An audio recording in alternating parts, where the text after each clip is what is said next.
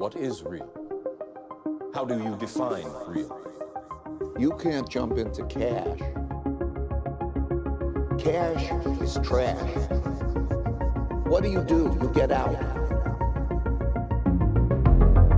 J.W. Weatherman, thanks for coming on the pod, and here we are right on the cusp of the least important election in United States history. How are you? Good, man. Good. How are you? I'm good, man. I'm just so excited to talk to you. How you doing? I'm good. I worked a little too hard yesterday and then took the day off today and went down the crazy conspiracy rabbit hole a little bit too much. So I'm a little bit depressed, but Right. But I'll bounce back. That's interesting. I'm curious what you were looking at. I think of you as, a little bit cynical, but I also, your conclusions in your writings make me think you're optimistic at heart. So what were you looking at that was bugging you out? Actually, I was just looking at the whole COVID thing and just right. trying to figure it out a little bit more. And I think the thing that frustrates me is, and it doesn't even matter, but the thing that frustrates me is just trying to figure out whether, who's doing stuff on purpose and who's doing stuff accidentally. And COVID in particular has been very frustrating because it's been so stupid from day one. And it's happened fast enough. Like, I watched kind of the global warming thing develop, and there's, it's messy, right? Like the Earth probably is increasing in temperature, but we're talking about like over millennia of time, right? And there's a legitimate sort of connection between carbon emissions and potentially, right, between carbon emissions and temperature, and so it's not completely just utter nonsense from like the very first time you scratch it all the way through. And COVID has been that. Like, there's never been a moment since it hit South Korea where there's anybody's been able to present a good reason to be worried about it. And that I think it's just frustrating, man. It's just, it pisses me off that it's so obviously stupid. Right. It's also like, it's a worldwide thing, right? Yeah. I mean, that's the other thing. It's like, nothing has come anywhere close to this in our lifetime of just like kind of remaking the world over a short period of months. And I, there's part of me that's like, it's just because I'm in my 40s now. Like, I'm just a crotchety old bastard, and I, a little bit of bad news, and I can't handle it and put it in perspective. But it's pretty weird. I mean, it's weird going to the grocery store. It's weird seeing little kids wear masks. And it's weird that everybody's terrified except for me. It's dystopian. Yeah, it's a trip. Yeah, you said something earlier. Who do you think is doing stuff on purpose?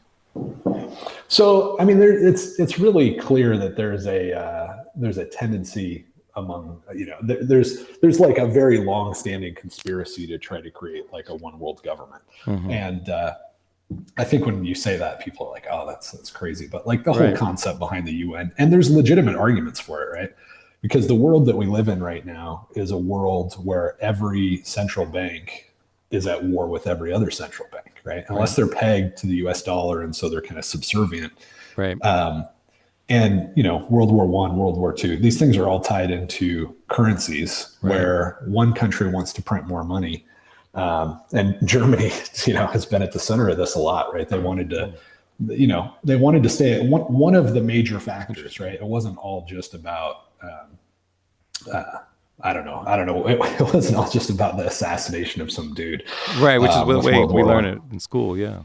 Yeah, that's as far as they'll let you take it. But it was actually had a lot to do with the fact that the Germans were running they wanted to stay on a gold standard, right? And a lot of other countries wanted to be able to print freely. And that creates a big problem because if, let's say that Great Britain is going to print a bunch of money, and the Germans are going to stay on a gold standard, then that money is going to move to Germany, right?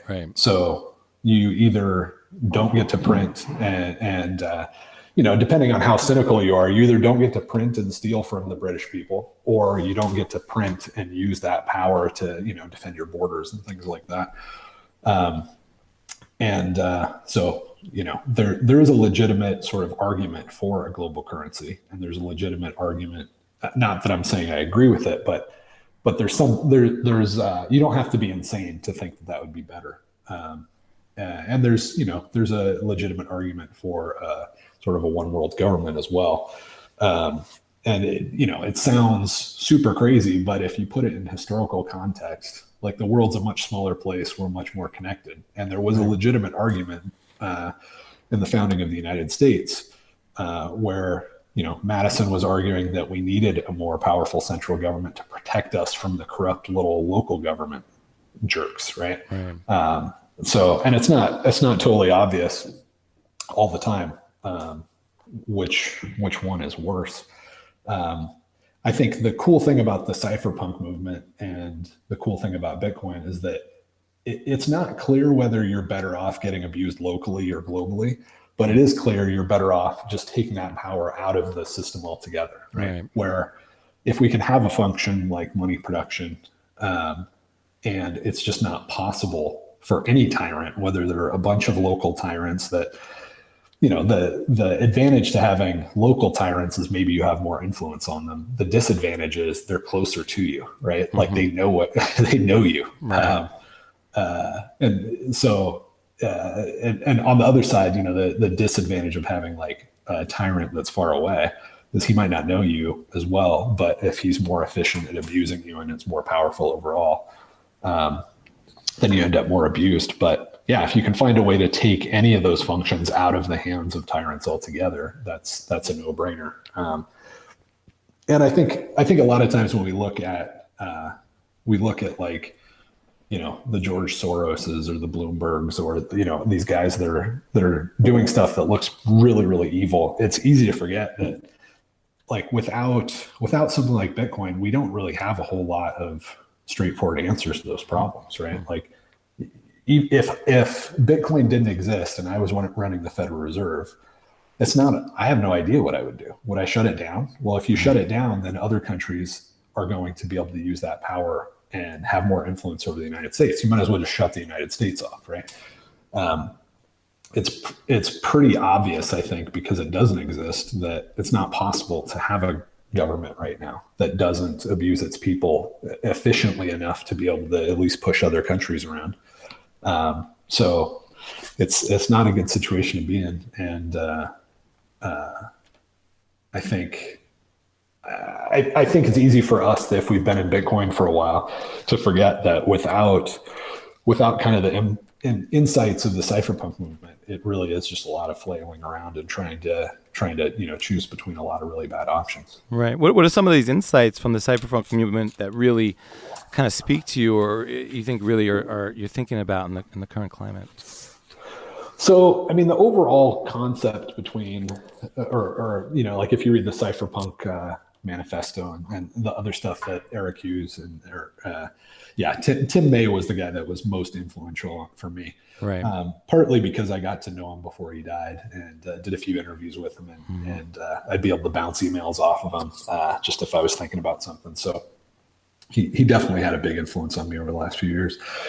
And one of the, if not the key insight of the cypherpunk movement was that politics, voting, Tim May called it setting up card tables, is just not an efficient way to, or an effective way to change the world. You're much better off building technology that changes the landscape. And encryption was the main thing that they were focused on, of course. But encryption opens up all these other doors like Bitcoin and e-commerce and BitTorrent, all those sort of things. Right. So I think that's the central insight, and I think it is very helpful. And when I do kind of go try to figure out what's going on, I do kind of come back to a couple things. One is God's in control; it's going to be fine, and just get back to work and build something. Mm-hmm. So going back to the one world government, how much do you think that is, a concerted effort versus maybe a conspiracy without conspirators? Well, I mean, it's definitely a concerted effort on multiple levels.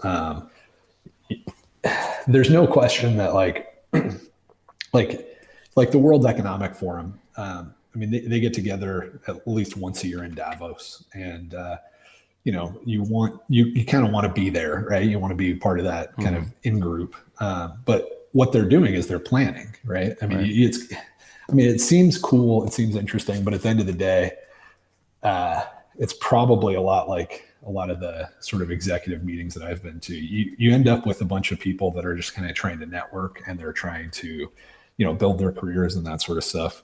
And they're just naturally planners, right? Like we're all like bureaucrats, right? Like if you've been an executive at a larger company, you don't actually do anything in that role. You're just sort of this weird figurehead role where you try to kind of keep people fired up a little bit. And, occasionally you get to make a decision that gets overruled 2 levels down anyway, because it hardly matters.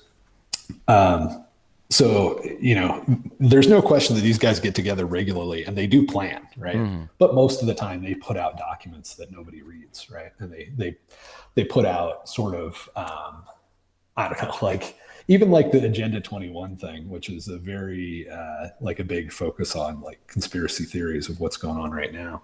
I mean, it's clearly a conspiracy, right? Like but if you read that document, and I had the displeasure of flipping through that a little bit today, it's absolutely vacuous, right? Like it doesn't say anything. Right. So it's like most management documents that come out. So there's definitely a lot of that going on. And a lot of these guys think, as soon as you kind of accept that like global warming exists or climate change exists or COVID is a real threat, it's really hard for any of these guys to think, well, there's going to be a lot of negative consequences, but it just has to be that way, right? They're going to be in the, well, we got to do something about this camp. And that necessitates some sort of global policy. Right. And global policy is just another way of saying global government. So yeah, there's definitely a lot of that going on. And then on the other side, there is nationalism, and it's, I mean, for me, I'm not sure what I hate more. Right. People trying to get together and make global rules, or people trying to get together and make continent-wide rules. The homogenous gang or the local gang. Right. And I mean, and even the homogenous gang, it's not like the United States is a particular race. Right. We've got this concept of like a nation. Right. And I'm not saying that it would be better if it was. I'm just saying it's not really homogenous. So like the location of borders and that sort of stuff, there's definitely a culture in the US. And if you're asking me practically what works better, I would say local is better. Because as we've seen countries get bigger and bigger, they don't tend to become weaker and weaker in the process, and they're having more of an influence, I would say, over our daily lives than they have in the past. Right. But as my wife was reminding me a couple hours ago, like it hasn't been that long since Vietnam, right? So it does piss me off when I see little kids wearing masks, but my parents' generation, their parents were saying, well, Timmy, I'm really sorry, but you got this note in the mail, and that means you have to get on an airplane and, go kill some people and maybe get killed, and we'll see if you come back. So I don't know. It's not clear that I just don't have a very good perspective on how bad things have been in the past. But in my lifetime, COVID is definitely the weirdest thing that's happened. Yeah, I think both strip us of our humanity.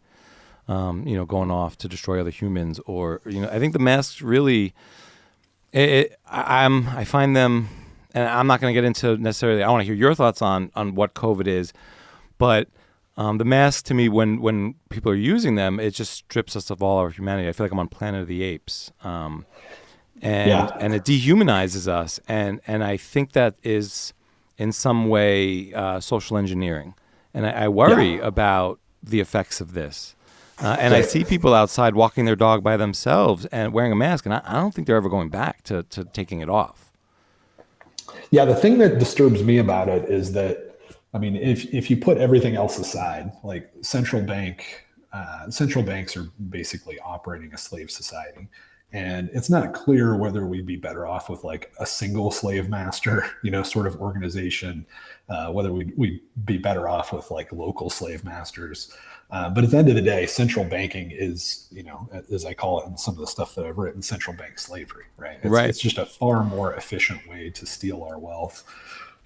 than racial slavery was. Right. That had to end after the Industrial Revolution, but partly because central bank slavery is better, right? And it's just out competing it as a way to extract wealth from people systematically. Yeah.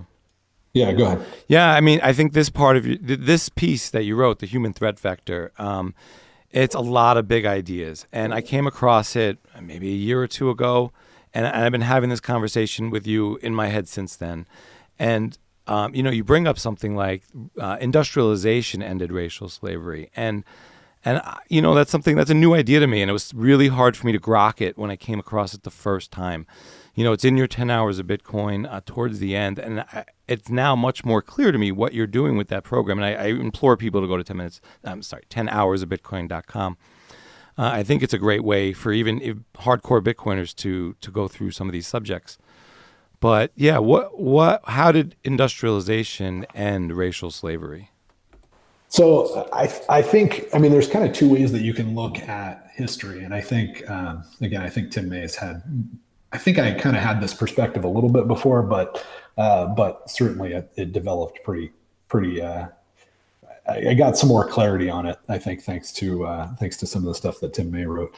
But I think you kind of, when you look at something like racial slavery, right, you have to either conclude that human nature changed, right? That maybe for a long period of time, people were okay with enslaving somebody else or treating them different. They convinced themselves that the blacks were inferior, that they could be owned, and there wasn't any ethical problem with this. And they morphed Christianity into this disfigured thing that would allow them to sort of justify it. And they lived this way for many, many generations, right? And then one day they just became more moral, right? They just became more ethical, and they were like, this whole system, it doesn't feel right. So that's one way, and that's kind of the public school version of what happened in the United States. Right. That white people just on their own, without any external influence, behaved a certain way for a really long period of time, and then just stopped and just decided it was wrong. And there's probably some truth to that. Like, I do think that over time people can change, but that's a pretty drastic change. And I think given the fact that it happens to coincide with all these labor saving devices, right? Like this is forced labor. You're beating people to do these jobs, and it just happens to coincide with like the invention of the cotton gin and like the harvesters and all these sort of things that replace that job. I don't think that's coincidental. And I also think that, if you're looking at somebody changing their behavior and there's not really an obvious reason for it, and they say, oh, it's just because I became a nicer guy, and you find out, well, it turns out they were getting a check and then they're not getting a check anymore, right? I think you can conclude pretty reasonably that their incentives are the reason that they changed their behavior. So it's pretty clear to me that with the Industrial Revolution, labor saving devices, right, factories essentially, made the sorts of labor that you could beat somebody to do a lot cheaper. And if the costs of beating somebody and purchasing them, beating them, feeding them, all that sort of stuff remains the same, but the competing system to get that work done becomes much cheaper. And at the same time, you decide, okay, we're not going to practice this anymore. I think it's pretty obvious that that was a major thing, major factor, if nothing else. Right. And I think it's helpful to look at what's going on right now in the same way. But it's also kind of disturbing. And I think, like, if you look at COVID, so right now we're under central bank slavery, right? The main way you have taxation, you have monopolies, government sponsored monopolies. You have all these ways that they extract wealth from you. Right. What you call slavery, I shouldn't say you call it, you've defined as slavery. And this was really hard for me to grok. I mean, this is a lot of verticals you're going into.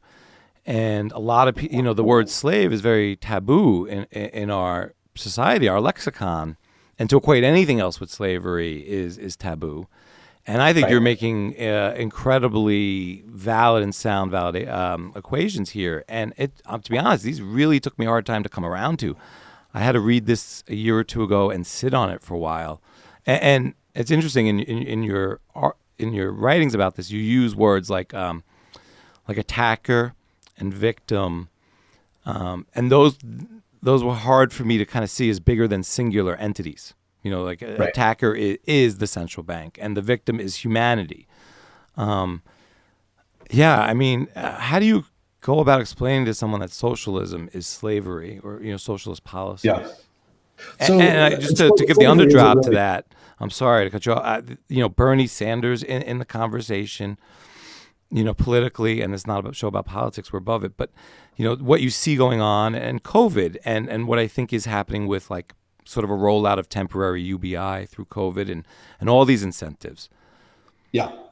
I mean, I definitely had to give a lot of thought to the word that that word slavery. I kind of struggled with it too, and I think one of the things that's really helpful is when you come across some concept, right, like something, and you don't have the right word for it, stop and try to figure out what the word is, right?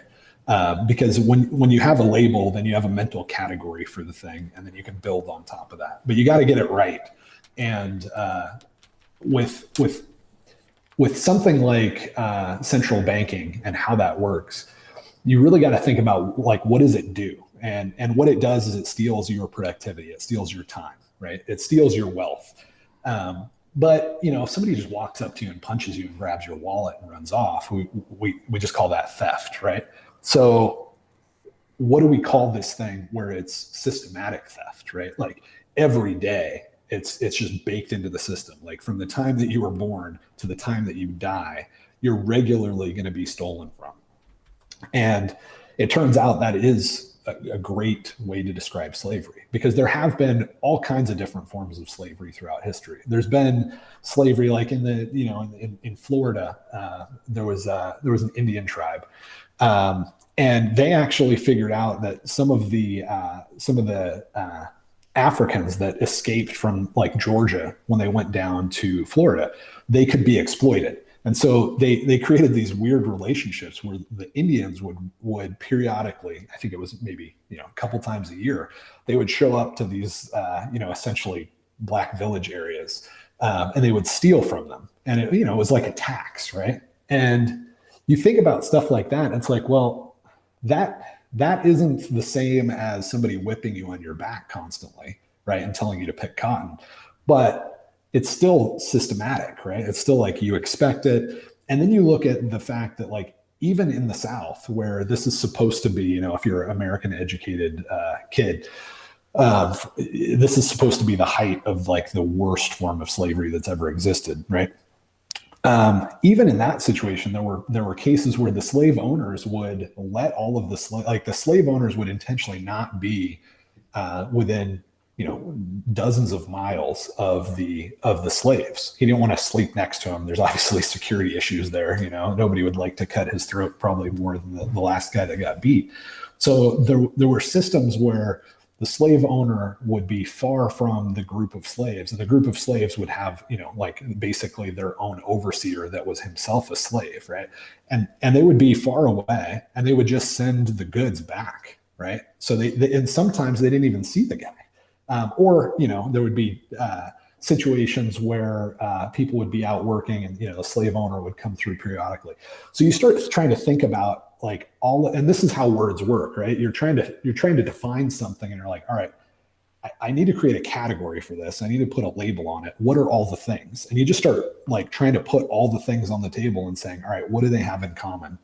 And the thing that they all have in common is that there's this relationship where that the slave master, right? And I'm using the terms as I'm explaining it, but there's no easy way to do this. Otherwise, the slave master has this expectation that he's taking your stuff on a regular basis without your consent. And the slave himself has an expectation that he's getting his stuff taken from him on a regular basis without his consent. And this actually ties into the American Revolution, that slogan, like no taxation without representation, right? So the American revolutionaries, they thought we're clearly having our stuff taken from us without our consent, right? The British they're passing all these crazy taxes. We can't even get a piece of paper unless it has the right stamp on it, and that's now super expensive.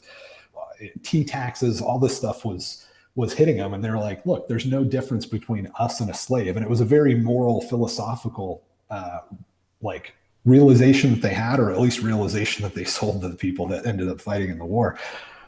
They didn't want to consider themselves slaves.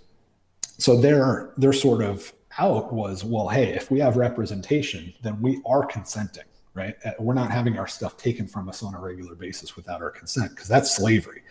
But if we have representation and we're voting on it, or making decisions, as a community, then it's different, right?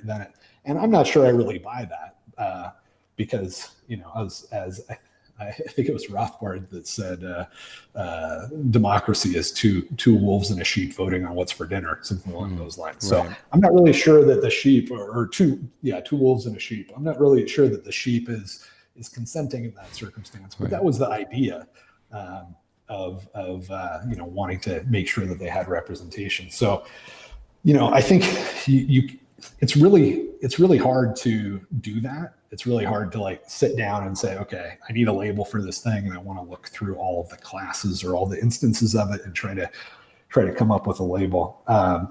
But if you do that, I think you end up with some pretty profound insights sometimes. And for me, I just can't look at any relationship where, whether you agree or not, your stuff is getting taken from you on a regular basis, and not call it slavery. And I can't look at any other example of slavery and not see that that's the fundamental relationship there.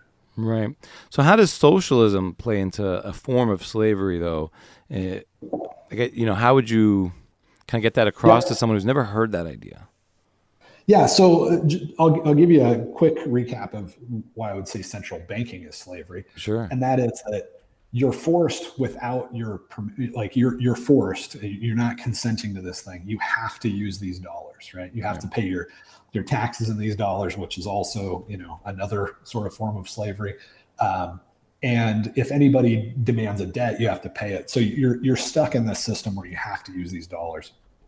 And if you try to create competition, right?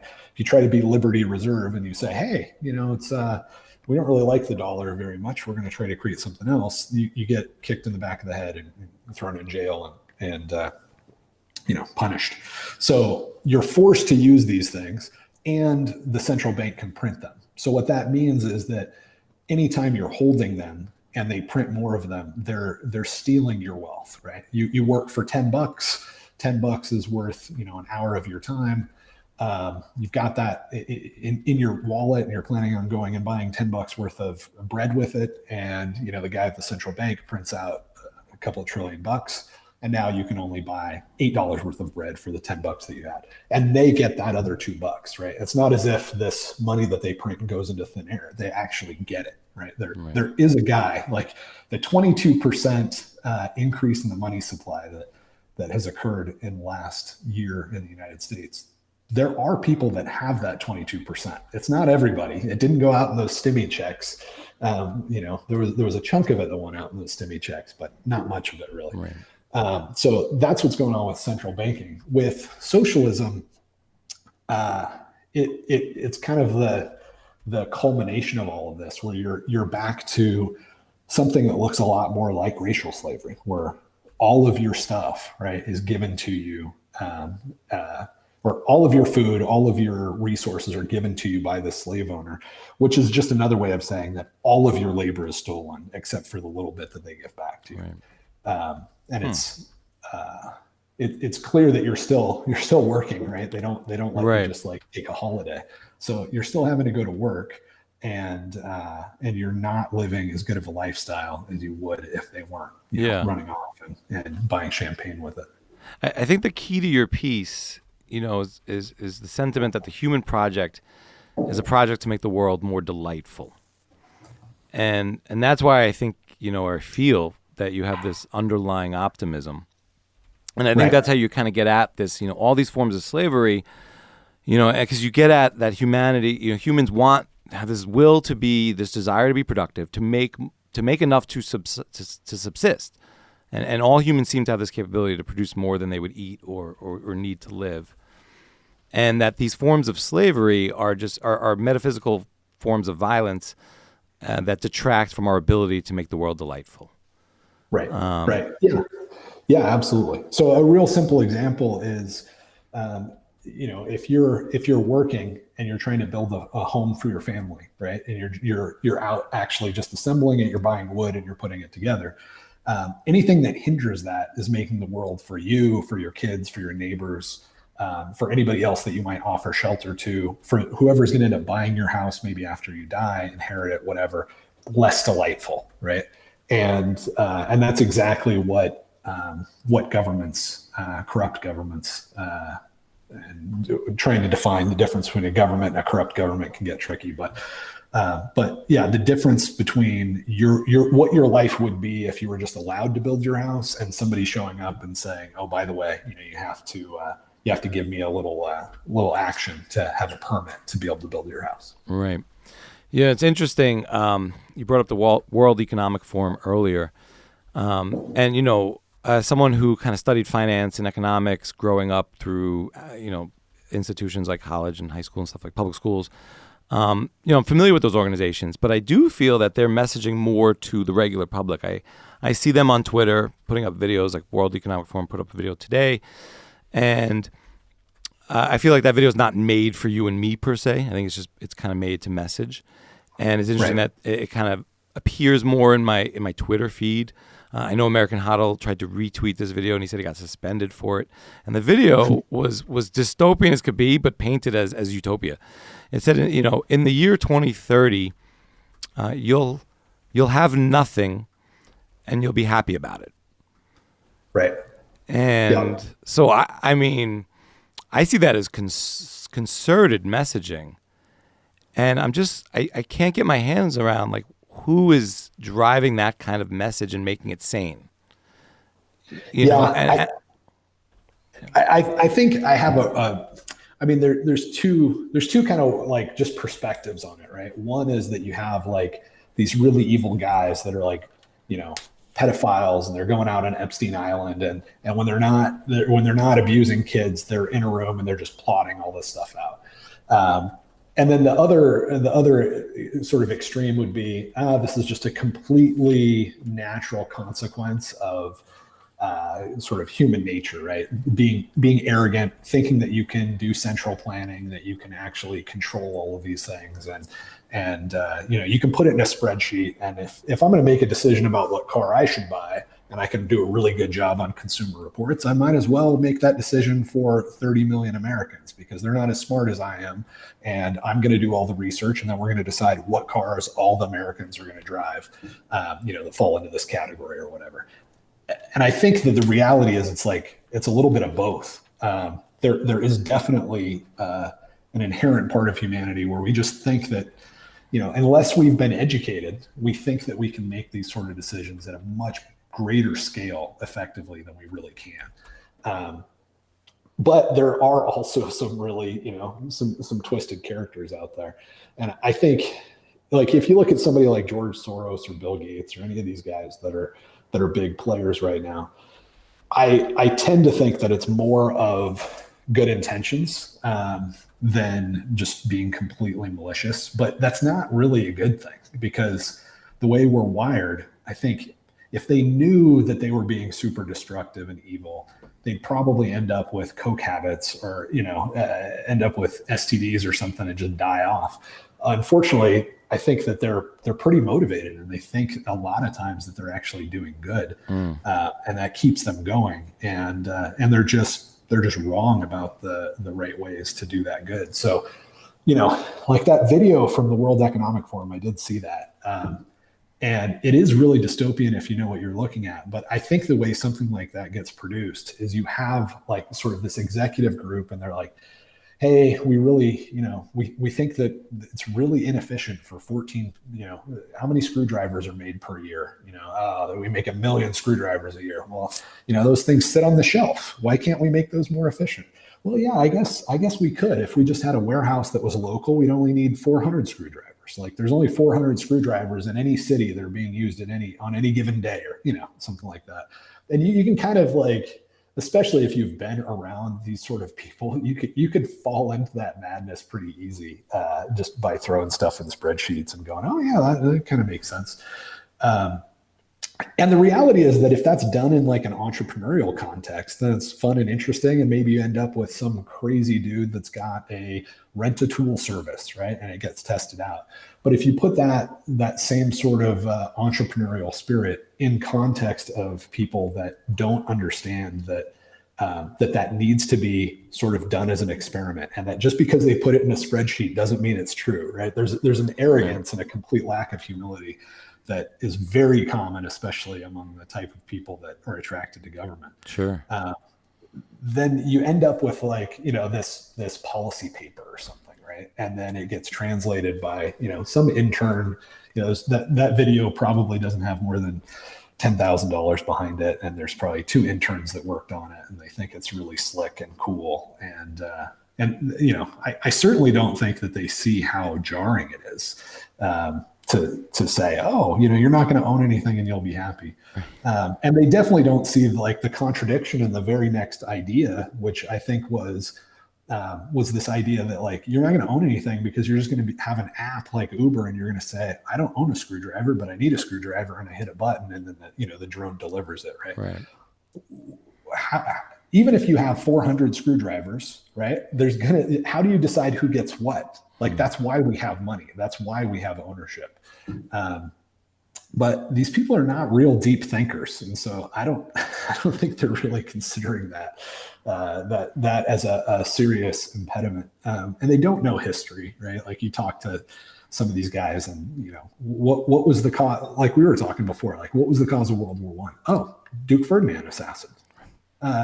So one guy gets killed and it causes a world war. That's as deep as you can go. You don't know that there's any sort of banking relationship that was behind this. There's no shift in the way that humans are farmed, essentially, with central bank slavery that might have played a role. Nope. I mean, it's just total flatline. So right. I do think that there are people that are trying to create a global government because it's they think it's for the best. I think there are other people that are trying to do it so that because they think they're going to end up, with more power, and that's what they're trying to do. And I think a lot of times it's both of those forces in the same monkey head that are driving it. Yeah, I mean the rollout of like things like lockdowns across countries seemed extremely coordinated. And everything has seemed coordinated since then, even just a lot of opinions that come from world leaders. And it's interesting. Yeah. I mean, at the top of the show, I joke, that it's the least important election in U.S. history. Probably the most important election coming up in November, though. And for me, on issues that matter to me at a federal level, I don't see a lot of daylight between these two guys. But on issues that don't matter to me on a federal level, yeah, it's night and day. But I don't think a lot of those conversations should be had at a federal or national level. However, cultural, social issues. But I do think America is at, the precipice of its most pivotal moment in maybe 100 years, regardless of the election, and how the administrations move forward, whoever wins. But I do think we're at a pivotal moment. And what do you see? Yeah, I mean, I don't really know. I'm very disturbed by what I've seen with COVID. I think a lot of us are very, I'm not totally sure how to process it, because I really thought the average American was a lot more rebellious than he seems to be at this point. Would the founding fathers just be weeping? Well, I think that the average American back then wasn't too bright either. Like there's a reason that George Washington had boots on, and looked dapper, and all the soldiers were freezing, and those paintings. Nobody ever really, George Washington crossing the river.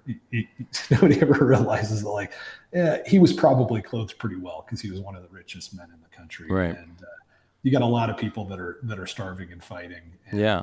They're not going to be net beneficiaries of this revolution. And they weren't in a lot of ways. I mean, look, the Whiskey Rebellion not long after. Right. So I don't want to overestimate how great the average American was 100 years ago. The Civil War was a total disaster as well. And a lot of normal people suffered and had this really creepy religion, the saints go marching in. Like, there was some really disturbing death cult stuff going on in the Civil War that was affecting millions, that millions of people were a part of this weird, creepy death cult.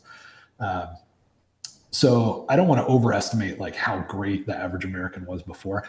I just thought he was more of a pain in the ass than this, right? I just thought he was the average American had a little bit too much testosterone to walk into a grocery store and put on a mask and a little bit too much intelligence, right? Like this whole idea that these, first you didn't need to wear masks, then you did need to wear masks, and now it's, and it's gone back and forth like 17 times, but the average American seems to be so stupid that he doesn't know that it needs to be an N95, and at the same time so submissive that he's willing to Do you think masks do anything? So for me, when the whole COVID thing hit, when it was in China, before it came out of China, it looked pretty scary. And I think China did a really good job on putting out videos of people falling over. Right. And, amazing. Those videos disappeared. They were really impactful in my thinking back then.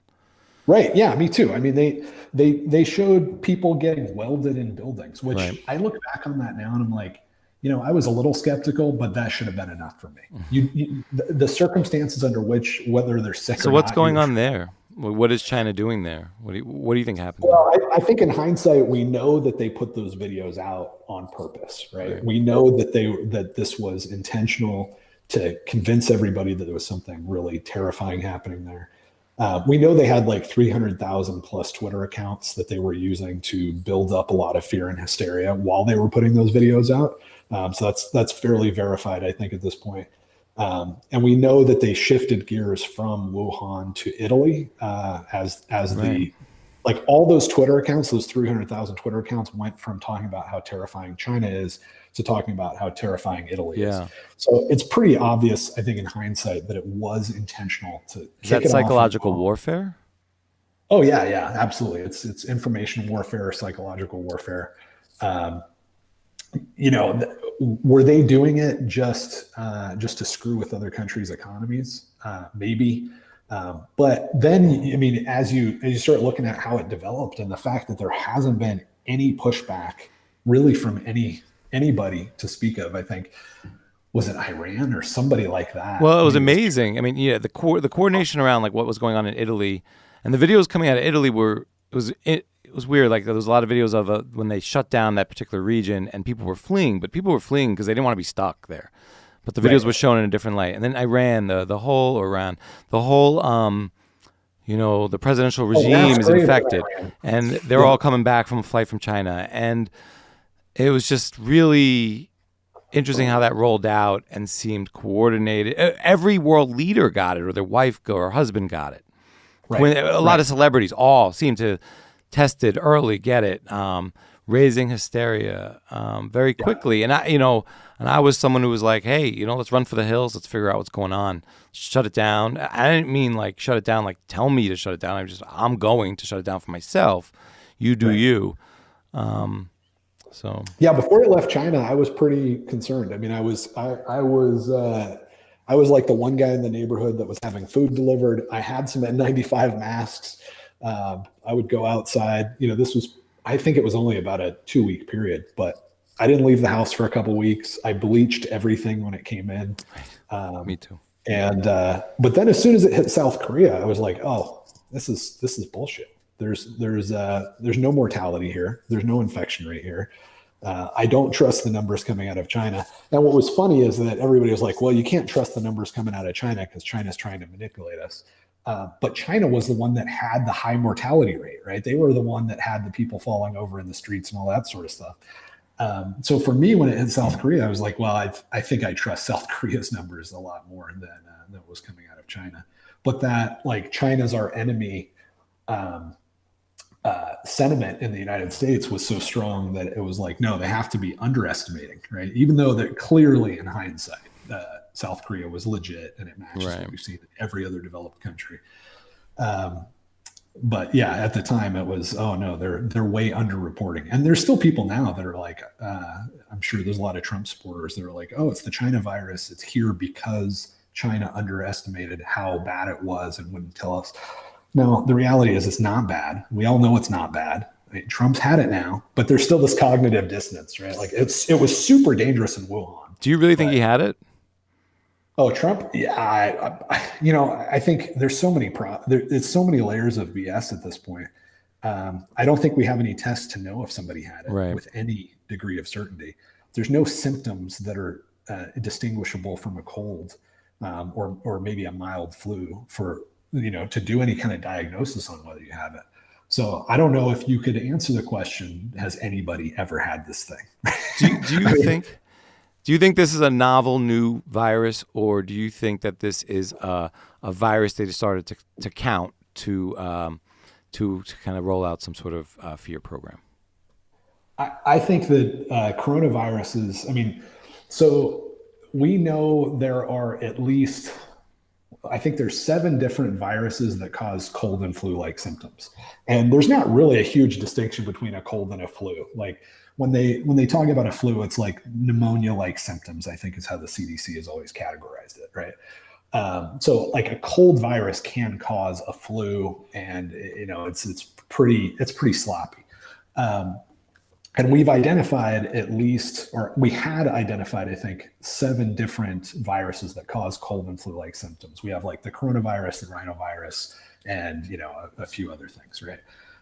But things like the coronavirus or the rhinovirus, they mutate every year. That's why you can get sick every year. They're constantly changing, right? So it's not like you get the coronavirus once and then you're immune to it. You're going to get sick pretty much every cold season, right? Or every 2 or 3 cold seasons. So in that sense, we have a novel coronavirus every year, right? Or there wouldn't be a cold and flu. So right, but if you just count the cold, if you just count the cold and flu, how you count things, you just distort what you're counting up. Right. Yeah. The other thing is that there are, so we had sequenced like 7 or something viruses that we know cause cold and flu symptoms, but we've never attempted to sequence all of them. Like sequencing of these viruses has been fairly expensive in the past. So we think that there's a lot more, right? And if you've never tried to count them and tag them and identify them, it's like, there's a lot of animals out there, but we don't know how many until you start trying to tag each one and count them up, right? So there's very possibly millions of viruses that cause cold and flu-like symptoms, and they're just out there. So either this was a virus that we've had before and it mutated, or it's a new virus, or it's one of the millions that we get periodically and we just don't have it tagged and tracked and we don't measure it.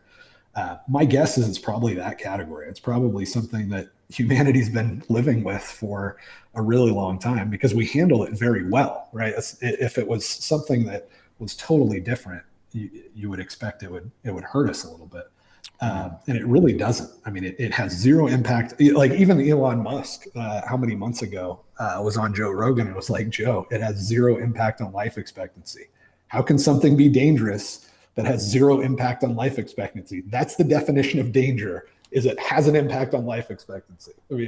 Imagine like, I'm going to go skydiving. Oh, that's dangerous. Well, it has zero impact on life expectancy.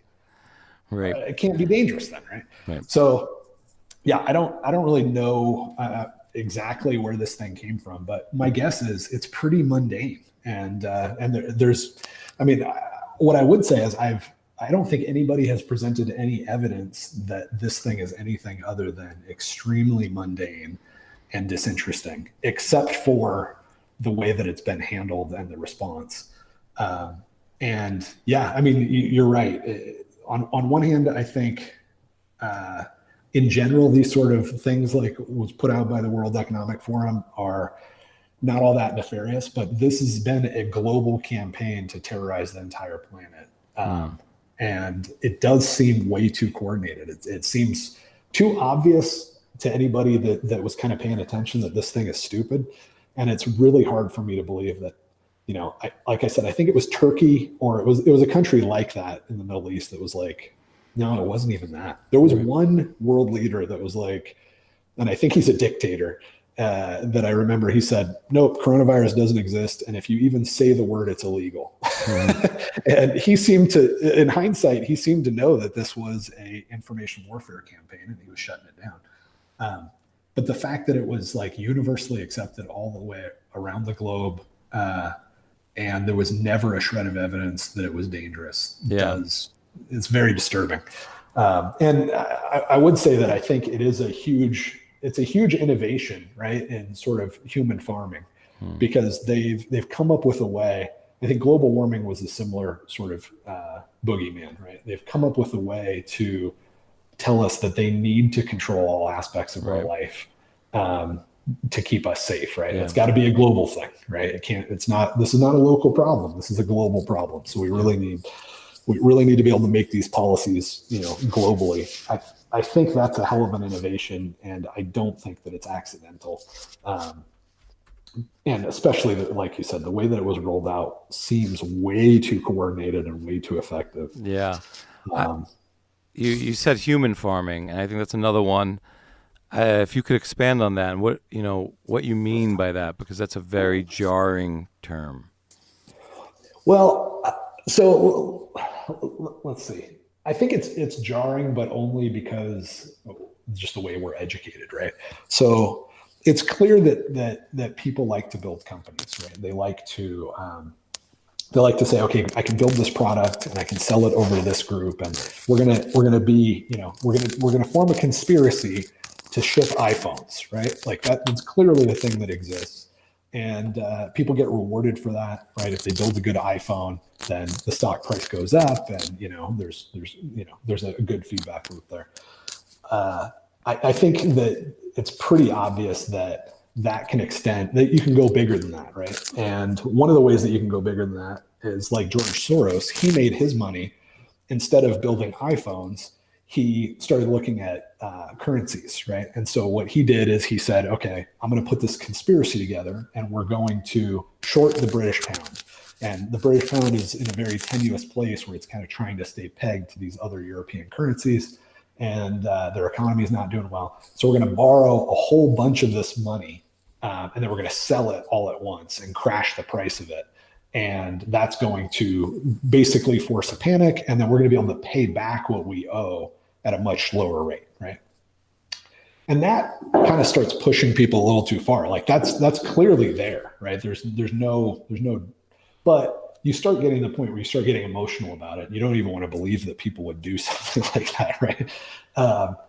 But if you think about, if you just think about the incentives involved, that stuff like that goes on, right? And what's happening at that level is, instead of like kind of buying and selling companies, you're basically buying and selling countries. And countries are, it's a national border, but the main resource inside that national border is the people, right? The productivity of the people. So it's clearly happening, and it's not comfortable, I guess. It wasn't a comfortable topic for me to really think about. And like I said, putting the label slavery on it is still kind of uncomfortable, I guess. But it's there, right? It's clearly and obviously happening. And if you were wealthy enough, at a certain point, if you have enough power, it makes sense that you would go from sort of playing in sort of the free market space. Like Bill Gates is a good example, right? So he creates Microsoft, he builds it up, and maybe he does some pretty aggressive to anti-competitive or whatever. But this is all like kind of gray area stuff, right? It's not really obvious. Like, yeah, maybe he screwed over Netscape Navigator and wouldn't ship it with the product or whatever. But all these companies do stuff like that, right? Like try to use Google Apps on your iPhone right now. It's a pain in the butt. So whether it's because they deprioritize them or they're intentionally trying to make the competition not perform as well, whatever. I mean, it happens constantly. But Gates ends up in this situation where politicians in the U.S. are coming after him, right? They're putting their sights on him, and and he could end up going to jail from it. And it looks like for a while there, they were going to break up Microsoft into smaller pieces. At that point, it forces him to become a politician, right? He can no longer just pretend that he can, it's was it Ayn Rand, Hank Rearden, right? Like in that book, he's clearly getting confronted with these politicians. Right. They're asking him to bend the knee. Right, exactly. And so at a certain point, if you become successful enough in business, you have to contend with politicians, which means you have to basically become a politician, which means you're a power broker, right? You're not just building products anymore. You're fighting over the power that exists and the resources that are being produced by the local people, right? Like the people of the United States or the people of the world, right? So even if you want to avoid getting into sort of buying and selling human beings, which is what you end up doing, I don't think you can avoid it. So it's ugly, but the reality is that slavery in all of its various forms that exist right now is profitable. And as long as it's profitable and somebody is willing to do it, then those people are going to get more power and influence from doing it. And there isn't a mechanism other than maybe Bitcoin to make it unprofitable by people just being harder to steal from. There certainly, until recently, has not been a mechanism to deal with that other than just being another slave owner yourself. Right? If there's all these resources that are just laying around to be picked up that will make somebody more powerful, and you're morally opposed to doing that, you're not going to be the most powerful person around, right? That's just kind of simple math. Yeah. So, I call it human farming or human cattle ranching. And I do use those terms to be kind of jarring and disturbing, but at the same time, I also don't know how to describe the concepts that are clearly there in a more palatable way, because it's not a palatable thing. Yeah. It's interesting you bring up the Microsoft situation back then. And I think that, Microsoft did bend the knee and kind of have to acquiesce a bit. And I think that, that's kind of like the state co-opting corporate. And I think it's not too far from, maybe, Putin kind of throwing an oligarch in a cage in a trial. And because you got the threat of violence and physically removing him from society and maybe putting him in jail or something.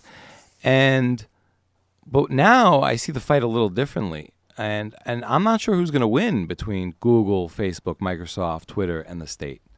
I'm not sure who's co-opting who right now.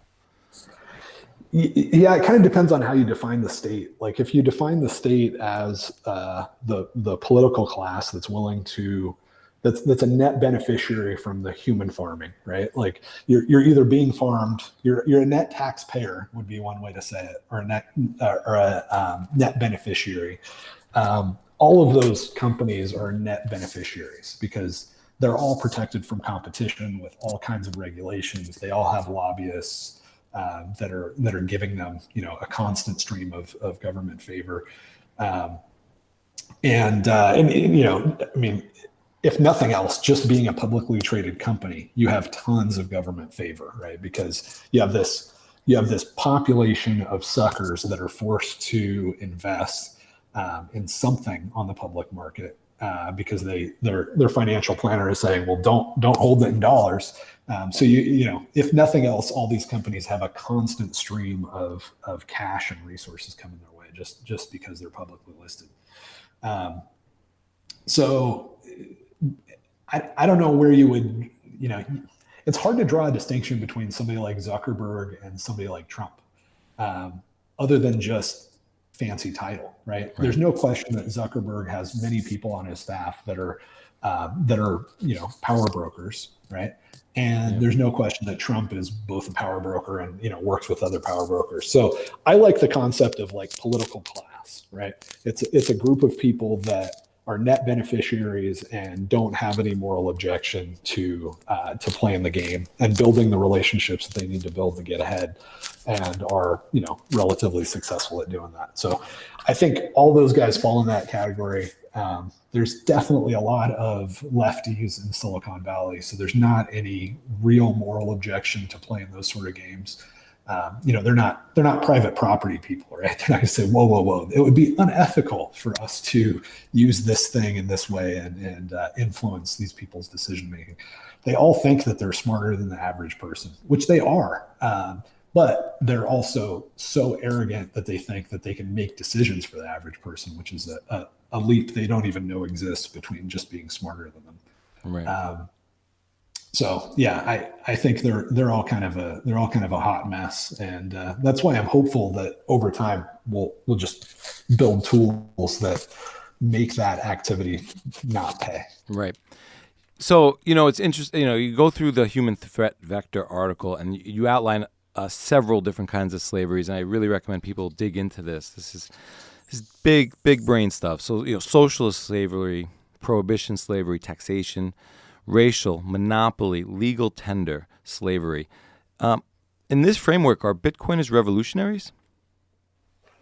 Yeah, I think so. I mean, I think they're abolitionists, right? I think that, and I think it was a very self-conscious abolitionist movement, right? When Tim May was writing in the 90s, and Adam Back was young and working on these sort of things, and Julian Assange was on the cypherpunk mailing list. I think all the way back then, it was a very self-aware abolitionist movement of people that were seeing that the average person was getting exploited already, and they were seeing that these new technologies could create a very dystopian future where the average person could be tracked and tagged and monitored in sort of excruciating detail that we're monitored right now, and they wanted to make that an unprofitable thing, and they saw in encryption specifically this really asymmetric tool, right? It's like gunpowder for giving power to the individual, because with encryption you can create what is the name of that book? There's a great book that Tim May recommended. That's all right. I'll think of it later. Sure. But in this book, there's this technology called baubles that are created, and the idea is that if you have this device, you can basically create this sphere that's impenetrable, and you can put somebody in there, and everything's just frozen. It turns out it's only frozen temporarily, and it can be released later. So it's kind of this time travel thing. But what he describes seeing when he looked at encryption, he thought of it like, oh, this is like a bauble, right? With a little bit of energy, I can create this space that there's no amount of power or influence, money, technology, nothing can get into this space. I can create very cheaply this very self-contained, safe area, this impenetrable bauble. And so they saw that as a way to create enough freedom initially to maybe create the cyberspace environment where over time they would be able to build up economic trade. They'd be able to trade information. A corrupt politician would put something out or would do something, and that information would end up, encrypted, distributed, signed all over the web, and that would start to actually create enough freedom in cyberspace to where it would start spilling out into regular space. They didn't think that, there was this abolitionist movement in the South in pre-Civil War, where they wanted to, and actually President Lincoln was one of these guys, where they wanted to take all the African slaves and they wanted to ship them off to Liberia, right? And so we've kind of had people like that in modern day, like the seasteaders, right? Like, we're just going to go get our own space. It's going to be this, hellacious space where you can't do any trade and you're surrounded by enemies and you can't really defend yourself and there's no natural resources, but hey, we're free. And the cypherpunk movement was saying, no, we don't want to do that. Even though there were some folks, Tim May specifically was like, no, I like California. California is nice. I want to stay right here, but I want to be free. So we're going to create freedom in cyberspace. And then that over time, we think will pour out into the meat space environment. So it definitely was a very self-aware sort of movement. And I think that it's impressive in that it's, been working towards that in various ways for 30 years now, and we're seeing a lot of fruit of that now with Bitcoin. Yeah, as a Bitcoiner, I really look at the world as, I'm hoping for the Great Awakening. But what I'm seeing now is I'm not sure if we're heading into the Great Reset to Eyes Wide Shut. And I'm curious, are you optimistic or pessimistic for the next few years? And how does Bitcoin fit into that vision? Yeah, I think I'm overall optimistic. Feeling, like I said at the beginning of this, feeling a little pessimistic today, but just because I was looking at just some dark characters and some pathetic characters, right? Like I look at a guy like George Soros, and I don't see somebody that is terrifying. I see somebody that's just pathetic and pitiful, and I'd hate to be him. If you have any possible concept of your decisions having consequences and there being sort of judgment after this life, you got to see these guys as just the greatest tragedies of humanity. But it's kind of depressing. So in general, I would say I'm pretty optimistic. Gosh, coronavirus caught me by surprise, and the amount of control and the amount of effectiveness that they had on this has been very shocking to me. But I do think that because maybe this is the worst thing that's happened in my lifetime, I think that it is probably a little bit hard for me to have perspective. And I think if we step back and look at just what the world's like in general, there's a lot less poverty in the world. There's a lot of good things that are happening. The internet has, in a lot of ways, Rothbard lists out, I think, 7 different monopolies that the state has to maintain in order to remain in control. One of them is communication. The internet has crushed that. I think within that, you would say maybe propaganda. And you see what's happened with internet memes. Like the propaganda that the average teenager is cranking out now makes the propaganda that the state departments can put out not look that impressive. Again, they did amazing stuff with coronavirus, so they've still got some gas in the tank, clearly. But I think the internet has clearly disrupted the monopoly on communication to a bigger degree than we could have reasonably hoped for 50 years ago. 50 years ago there was 3 TV stations and a few radio stations, and everything was very, very carefully monitored. So that's a huge improvement. I'm not sure. I think they got control of the web and the social media and the algorithms, and I don't know. If the real stuff is going to break through, the more they seize those mechanisms. Yeah, but look at podcasting, right? So Elon Musk was on Joe Rogan and he said Corona is crap. And he did it at the height of their project, right? It didn't have the impact that I would have hoped that it would have, but you're not going to have that happen during World War II. Right, but then they give Rogan $100 million, and I'm not sure he's going to keep up that dialogue. It seems like he still is, but it seems like they can co-op whoever they want. It's not perfect. I don't want to say that it's perfect, right? And podcasts are great, but it's not person to person. Like stand-up comedy in a club. And that's like our what I think is one of the most effective ways to speak truth to power. I worry about that kind of that mechanism or vertical, whatever you want to call it. And it's tough anytime that you like, it's a good example of like why we need to use internet technologies, because if you have stand-up comedy, you can do stand-up speakeasies, but it's not nearly as easy as being able to do a podcast and having that distributed. Like they can shut down clubs.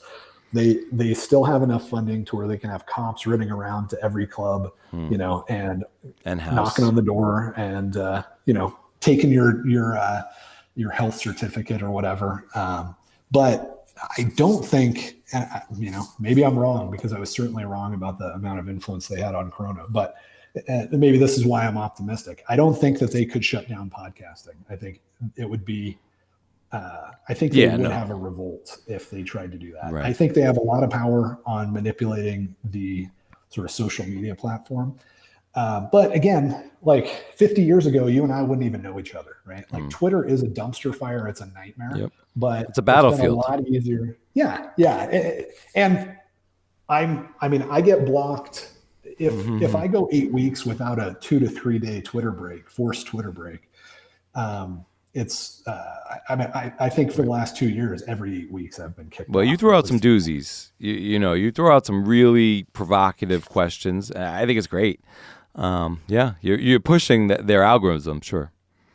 Yeah, I mean, but and it sucks, right? I'm sure it impacts my reach. I'm sure that I'm on a list where, if when I have had stuff, even like I got in a debate with George Selgin, and I was like, I'm not going to get blocked this time because this is a really good debate, and I'm going to crush this guy. I'm going to be super nice and just explain why he's completely wrong. And it got a lot of traction. I mean, I saw like, a bunch of retweets all of a sudden, and libertarians were looking at it, and boom, I got kicked off. So I'm sure I'm on a list that's, not favorable and all that sort of stuff. Right. But 50 years ago, I wouldn't be on anything. Right. I'm not getting on We wouldn't TV hear your to talk ideas. about. Yeah, it's not getting out there at all. I think that's something that's really powerful about, you're one of those kind of anti-influencer anons, and it's powerful. It helps you cut through the noise. It's hard to digest at first. Again, I'm taking advice from Chewbacca or whatever this picture is, and this random name. And it really made me think a lot. With both your tweets and your writings. And one thing I really, I want to get in here, mathbot.com. My son, he's turning 8. He turned 8 today, and my dream is coming true. He came to me, he said he loves coding. Awesome. I want to get him out of school, and I want him coding all day. I want him on mathbot.com, so he's going to be making me $400,000 a year by the time he's 12. Exactly. YetiCold.com, you're kind of a foremost expert on security. Your article, The Bitcoin Threat Model, I think is really great for people who are trying to understand Bitcoin from a security framework. And you really lay it out nice there. And you have the background for it. And 10 hours of Bitcoin.com. I really want to front this because it's a great way to bring people or not bring new coiners, pre-coiners, but really Bitcoiners. And I like the groove you put people on here with, the 10 minutes from the Bitcoin Standard Prologue, 3 hours where you walk people through Bitcoin and economics, 30 minutes Bitcoin under the hood. It's a video, and 2 articles, 1 hour each from Nick Szabo, shelling out the origins of money, blockchains, and social scalability. These were, these are huge, monumental pieces for understanding money, and this concept of social scalability really blew my mind when I went through this. 1 hour of your article, The Bitcoin Threat Model. I really implore people who are kind of curious about the technology and the threats and understanding the landscape of really any piece of software, go through that. We covered it a lot, but we didn't get into all of it. The 1 hour, in the human threat model. Again, this was something that I read 1 or 2 years ago that took me a long time to sit on. I don't think I would have been ready an hour 8 for this, to be honest, to really digest this. These are ideas I had to just really marinate on. And then you have a couple more that are kind of like more forward-looking and walking people through what's going to happen next with the Lightning Network overview, 1 hour, and simplicity, smart contracts, 30 minutes, and the liquid sidechain. Again, these are even topics that I'm still trying to grok 3 years in. So I really, thank you for everything you're contributing to the space. And I can't tell you how much I've enjoyed this conversation. Right on, man. I still feel bad that I am not leaving on a high note. So let me throw out here some unadulterated optimism. So yes, COVID has been very disturbing, but Bitcoin is working. The price is strong, so that means adoption as a savings technology is strong. We've seen corporations. I didn't expect this to happen. I mean, I'm blown away by this. Yeah, when corporations are backing your protest, I don't know what you got protest for. Right, exactly. And if they start adding that to their treasury, we don't even need central banks to start doing it. Right? Not needed. We can end the U.S. dollar, just with 20 or 30 more corporations this size getting on board. It wouldn't take much, it's incredible how close we could be to ending a lot of this nonsense. Yeah. My original prediction, in 2017 when I got in was about 2040. I think we'll have Bitcoin adopted as global money. We're on track. We might even be a little ahead of schedule on that. And for something that's super optimistic, we may, with this discrete log contracts that are coming out, have enough technology now to do private insurance contracts. And what that would mean is that you would be able to take out insurance on somebody else or yourself and say, if somebody steals this guy's money, I want to get paid. Yeah. Right? And that could be something that is that applies to governments as well. So you got, your cousin is in Zimbabwe. You don't want them to get robbed by anybody, including the local dictator. You can take out this insurance. It creates this really interesting anonymous incentive to keep your cousin safe from everybody, including government thugs. So there is some really, really interesting, crazy, world-changing potentially stuff that could be right around the corner. So overall, I think, I wouldn't rather be alive at any other point in history. I really want to see how this plays out. And I think it's going to be good. That's awesome.